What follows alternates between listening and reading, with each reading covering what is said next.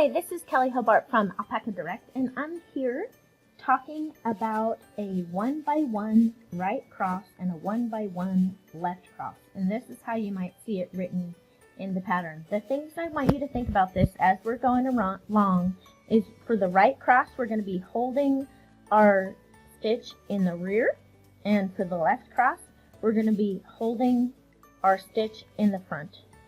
Okay? So think about those two things when we're working. And let me show you what your right and left cross looks like. The right leaning cross is these first two. And the left leaning cross is the next two.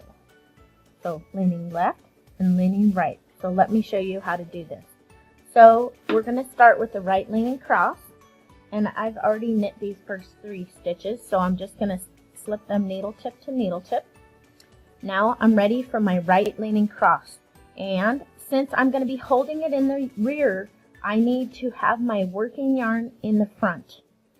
So I would have my working yarn in the front and slip 1 stitch.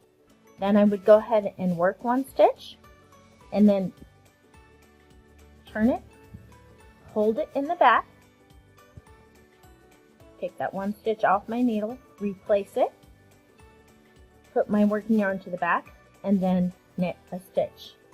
So I have completed 1 right cross. Now let me show you how to do that again. It's going to be a right cross, and I'm going to be holding it in the rear, so I need my working yarn in the front.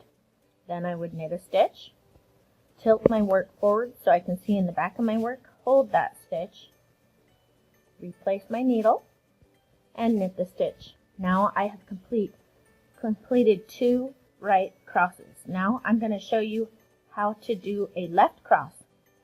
With the left cross, we're going to be holding the stitch in the front, so we need our working yarn in the back. So we slip 1 stitch, needle tip to needle tip, we knit a stitch, hold that second stitch that we haven't worked in the front, and go ahead and knit it.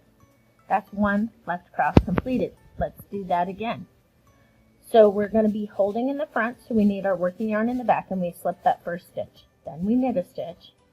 Then we hold that stitch in the front, take our needle out, and we're reorienting the stitches. It's very much a 1x1 cable, so we'll knit to the end, and I'll show you what this looks like. So here we're looking at 2 right crosses and 2 left crosses, and here's what they looked like down below. And so that's how you do a right cross and a left